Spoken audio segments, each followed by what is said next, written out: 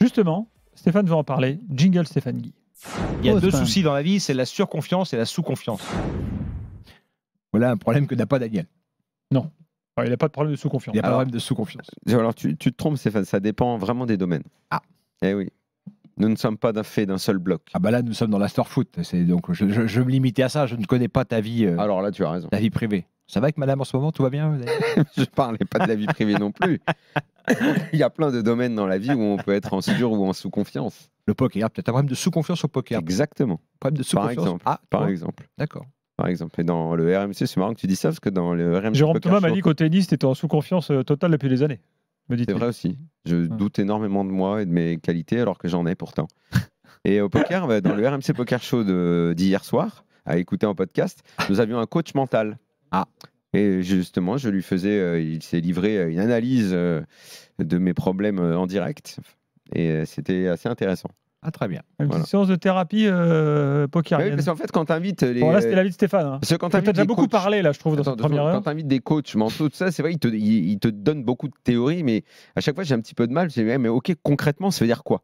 Qu'est-ce qui se passe quand quelqu'un va te voir? De quoi il te parle? Comment se crée le dialogue? Est-ce que c'est lui qui parle en premier? C'est toi qui parles en premier? Sur quoi l'échange commence? Et il m'expliquait tout. Je dis, écoute, on va faire un truc concret. Je suis ton client, on y va, on fait ça là dans l'émission maintenant. Et ben, ça a été beaucoup plus concret. Du coup, on a compris. T'as réglé à la fin la note quand même? Non, je parle. Au coach mental. C'est pour ça qu'il a fait ça pendant l'émission. ce C'était malin. intéressant. Il est fort, il est fort. C'était intéressant.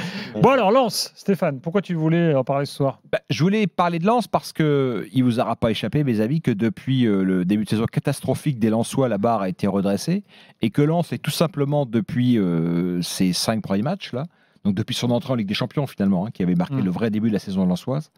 Lens est deuxième de Ligue 1. Oui, Lens est deuxième de Ligue 1 derrière le Paris Saint-Germain, donc meilleur que Monaco, meilleur que Nice, meilleur que ces équipes-là.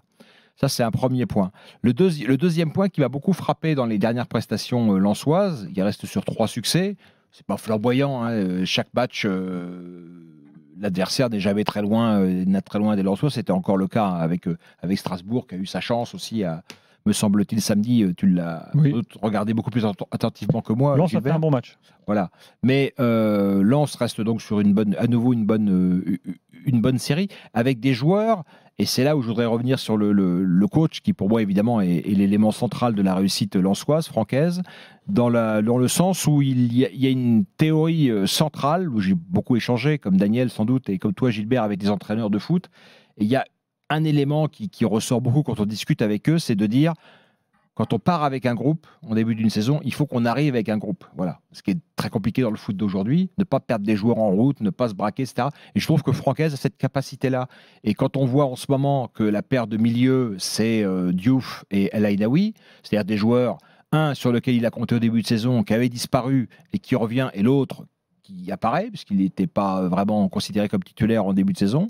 C'est intéressant de voir ça, de voir aussi que des joueurs qui semblaient, comme Diouf par exemple, qui semblaient être en difficulté, il a réussi à les remettre en route. Ça veut dire qu'il ne les a pas perdus en cours de route. Très intéressant ce que tu dis. J'ai néanmoins une petite question sur Thomasson et Fulgini. Ouais, en ce moment, on constate, Gilbert, je me l'apprend à l'instant, que Thomasson a joué en réserve avec Lens ce week-end. Ça, je ne le savais pas. C'est pour ça que attention, mais ça peut être. Oui, mais justement, Aise a toujours une gestion un peu à moyen terme avec les joueurs. C'est Voilà. qu'il a d'ores et déjà dit que Thomasson allait bien sûr revenir dans le groupe. Ouais. Voilà. mais une façon de ne pas perdre le joueur, c'est peut-être ça, c'est de lui dire, bien sûr. va jouer 90 minutes parce que tu as besoin.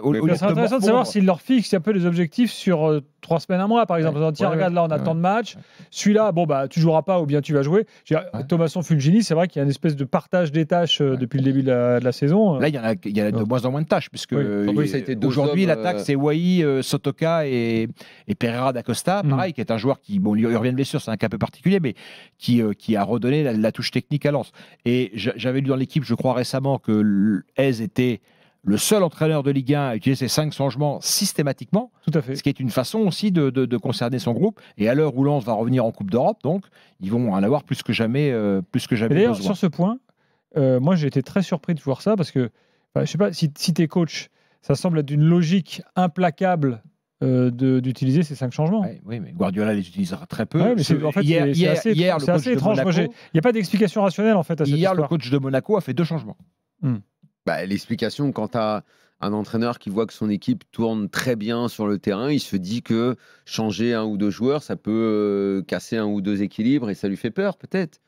Je vois pas d'autre explication au fait qu'un mec veuille pas Oui, changer. mais quand tu fais la balance avantage-inconvénient entre ce que tu dis là et le fait d'appliquer un gars, même pour jouer un quart d'heure et tout, moi, je suis assez je d'accord pense qu'il y a avec toi. plus d'avantages à faire tous les changements. Je suis assez d'accord. Je pense que le propre de l'entraîneur, c'est justement de te dire que c'est pas parce que et puis de gérer plus les remplaçants que les que titulaires. ça va casser un équilibre, parce que le gars qui est censé le remplacer doit se donner pour justement remplacer. Et puis si tu as préparé correctement ton équipe, normalement. Mais ça me paraît être en plus, moi, dans l'ADN de Lens. C'est-à-dire que Lens, à l'évidence, il y a peut-être un peu l'an passé des individualités très fortes qui sont parties.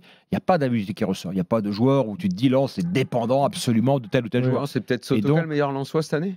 Peut-être le plus régulier, ouais. C'est Samba, le meilleur Lensois. Oui, aussi. Sotoka va pas être loin, Danso. Danso a eu ses moments faibles, Sotoka a eu des moments faibles, Samba a eu des matchs plus faibles que l'année dernière, etc. Mais en tous les cas, il a maintenu tout le monde dans la bonne dynamique. Et à la fin du match, d'ailleurs, contre Strasbourg, dans les interviews de lui que j'ai entendues, il a loué ça, il a loué et on sentait que c'était pas un propos de circonstances de fin de match. Il disait qu'il avait un groupe formidable et qu'il adorait travailler avec ces garçons-là. Après, j'espère, c'est là qu'il faut vraiment qu'on se rende compte, et dans notre football, je trouve qu'on pêche souvent à ce niveau-là. Ça va peut-être vous sembler très con ce que je veux dire, mais que la saison est très longue. Et celle de Lens, on a l'impression qu'elle a commencé déjà il y a hyper longtemps, qu'il s'est passé beaucoup de choses. Parce qu'il y a la découverte de la Ligue des Champions, parce qu'il y a eu ce match contre Séville, on a l'impression que c'était il y a 10 ans déjà, et que c'était l'égalisation de Fulgini, parce qu'il y a eu Arsenal après, parce qu'il y a eu beaucoup d'attentes, parce qu'on a cru qu'on allait se qualifier, parce qu'il y a eu le mauvais démarrage en championnat, il y a eu l'idée que petit à petit, il recollerait pour quelle position au final au classement, on n'en sait rien. Après, il y a eu le début 2024 avec deux défaites face au PSG, élimination en Coupe de France, à Monaco. Et néanmoins, c'est ça aussi que tout le monde doit comprendre au club, c'est qu'on est mi-février, et qu'il y a encore 1000 choses à faire. Il y a la Coupe d'Europe, encore, à Lens, encore. Match contre Fribourg où, ok, tu pars pas favori, mais néanmoins, il y a un coup à jouer contre Fribourg. En championnat, au vu de la dynamique je trouve en ce moment que ça joue mieux, on retrouve quelque chose d'intéressant. Il y a plein de choses encore à faire dans cette fin de saison. Elle n'est pas finie, la saison. Dans le championnat de France, trop souvent, on s'arrête février-mars. Parce que les directeurs sportifs sont déjà en train de penser « Ah merde, lui, il va falloir le vendre. Lui, il va falloir qu'il parte. Bon, alors qui on prendra pour remplacer lui ?» Enfin, les saisons, on les arrête au mois de mars en France.